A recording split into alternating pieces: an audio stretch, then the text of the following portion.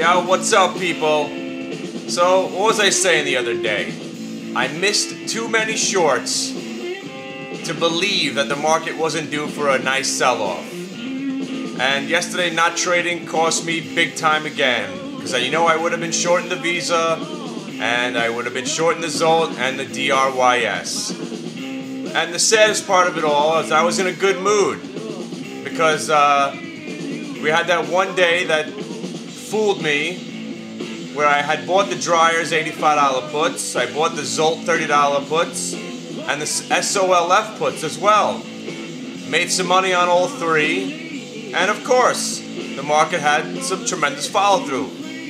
For some reason, every time solar starts getting crazy, that was the end of the market. It's happened 3 times.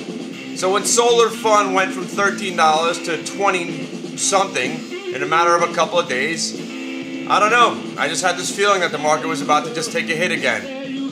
And of course, taking that just getting destroyed shorting stocks last week on the dryers, just you knew that stock was going to fall 20 points. But what are you going to do? So sell in May and stay away? Is that where we're at right now? Is reality setting back in that everything's not awesome again? Because you got to know, Google's not going up, so the market really can't go up. And in reality, with financials still doomed, the market can't get any substantial rally going. And that's where we're at. What are we going to do about it? And the net teas, you know, what was it going to do? Either it was going to, you know, rally. It was already up 100%. I thought maybe they would pop it at the open on some good numbers. But like I said, it might have been baked into cake. That's why I wasn't going crazy with that stock. But right now I'm kind of concerned about the Visa breaking down. I'm going to probably have to sell out of my last little bit that I have left before I lose all my money on that. I got to say, dry bulk shipping. Last time they reported earnings, the stock went down 20, 30 points. It's probably going to test 80 bucks again because I don't have any puts. And Zolt, come on now. The company's a sham. Yeah, they make carbon fiber and everybody believes in what carbon fiber might help the country do. But you know what? The company's not run well. There's SEC investigations, and all that was last Thursday and Friday was a short squeeze. Everybody was sitting there waiting for the next bad news to come out on the stock, and when nothing happened, they started to squeeze the stock. With options expiration that day, it made the move that much more pronounced, and you had to sell into that. I was short. If I was able to short the stock, for some reason I have 3 trading firms. Nobody could get me any stock short on Zolt. I have to make phone calls, and they have to try to find shares for me, and by that time the stock's already away from me. I don't like buying options on Zolt because they're so damn expensive, but again, that's going to be another blockbuster trade because I said the stock's going to go back to 27 when it was at 33. It should go back to 27. Here we are, 27. And dries, DRYS, you can never know what that thing's going to do because it has so many reversals. But when it was at 115, I said it was going to go back to 85. So, I wish I could say I was making money because I'm trying not to do anything because I'm shell-shocked from last week. And that's the position I'm in right now. I try to get in and get out a couple of day trades during the day, and that's it.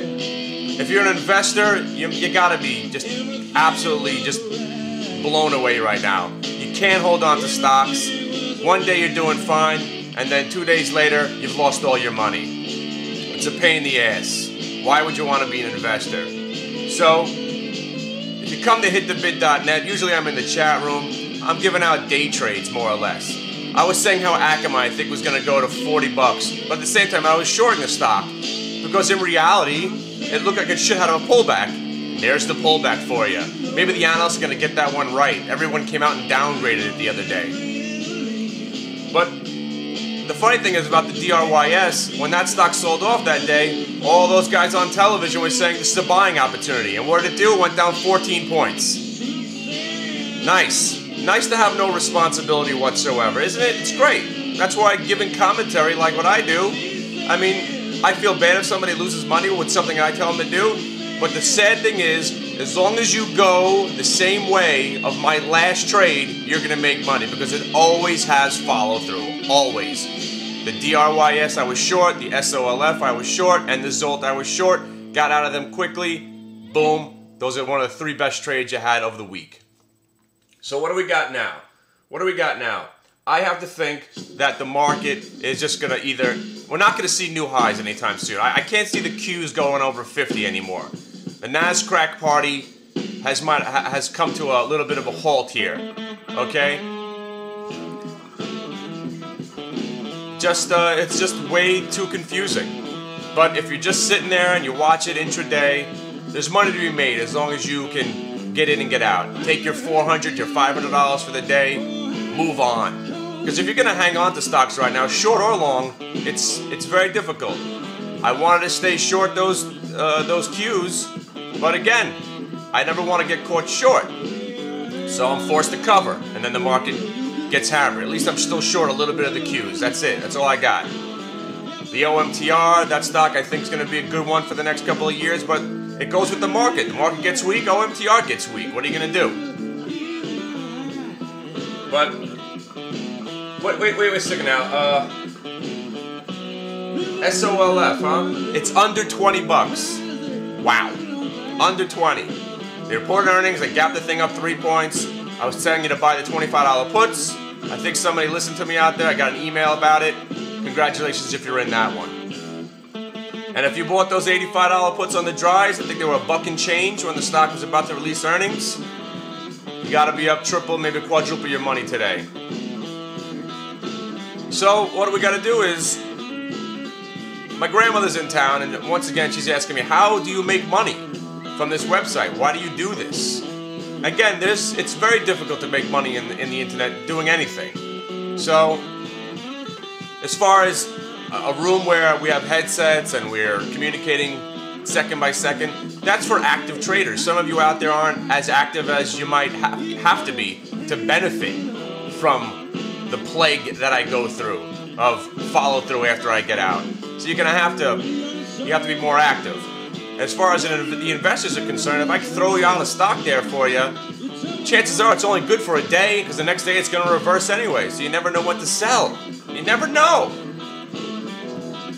Bottom line, I hope Zolt still goes. I hope it goes to 0, so then I don't have to watch it anymore. I hope they get delisted. I hope they all get taken out in handcuffs, and I hope they just go out of business. And maybe somebody else will come up when the stock's at $8. That's when I'll buy it back, looking for a takeover at 15 or 20. As far as Visa, I have no idea what's going on. Maybe the people just, consumer spending is going to be down a little bit, so the credit cards aren't going to be used as much. Maybe that's the rationale there. Or maybe there's just one guy just wanted to get the hell out. The stock did move from $50 to $90. Now it's at 75. But nobody knows anything. That's the bottom line. But what you can do is follow along with me and just get into the winners after I get out of them. It's 10 years running, or more. We should become a sports gambling website, because I know when the Yankees and Mets are going to lose games. You knew, or I knew, that after the Mets beat up the Yankees, because the Yankees are even more pathetic than the Mets, but the Mets were going into Atlanta. When's the last time they won a game in Atlanta? 1974? Maybe? They don't win games in Atlanta. So you know you had to bet that first game of the doubleheader. And then I didn't bet against them on the second game because I thought maybe they'd squeak a doubleheader win out, because it's hard to win both games of a doubleheader. But then you knew you had to bet them the next day to lose. And look at that, they got swept. So I met the bookie yesterday. He asked me how I do it. I said I have no idea. I was like, oh, here's an idea. Remember when I used to bet 500, 1,000 a game, and I used to get my ass kicked? Now I only bet 150 to 200 a game, sometimes just $100, and now I never lose. It's amazing, amazing how that works. But I'll take the $100. I'll take the $300, $400, $500 extra income every week, tax free. I should move to Vegas, because at least as I'm gambling, I can sit there and watch it on a big screen, get a lap dance and a free beverage. Right now, I'm staying short the Qs. I'm assuming we're going to go give back at least half this move that we just had over the last 2 months. That's where I'm at. So, I'll see you later. I'll probably come back and chill for a while. See ya.